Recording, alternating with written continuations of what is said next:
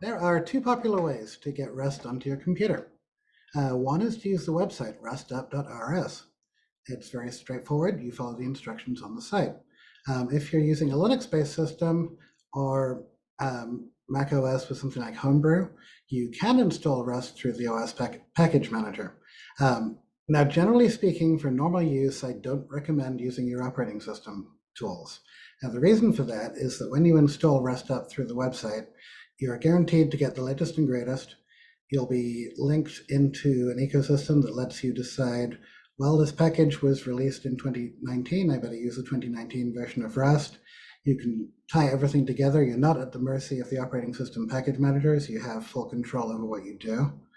On the other hand, if you're in a lab environment, you're setting up a computer for 20 people, package managers usually just fine because you don't necessarily want everybody to be able to change the settings. So let's go ahead and go to rustup.rs, and this is what you will see. If you're on Windows, you just have to click rustupinit.exe and run it. If you're on other platforms, you'll see a string at the bottom that you can run in a terminal. It will then download Rust, all of the ancillary files, and you'll see something like this. It actually tells you everything it's going to do and asks you if that's okay. And if it's not, you can customize it. So you could decide to install for all users. By default, it'll install just for yourself.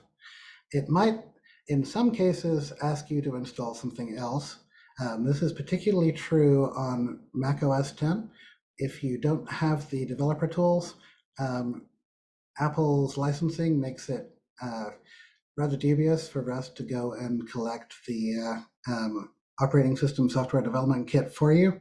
And so they ask you to install it yourself just to avoid running into legal issues. Otherwise, if you're on Windows, it does help to have some development tools for the platform kit.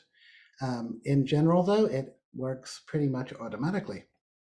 So once you've got Rust installed, it tells you at the very bottom, if you want to continue using Rust in this window, run the command the source command that it listed.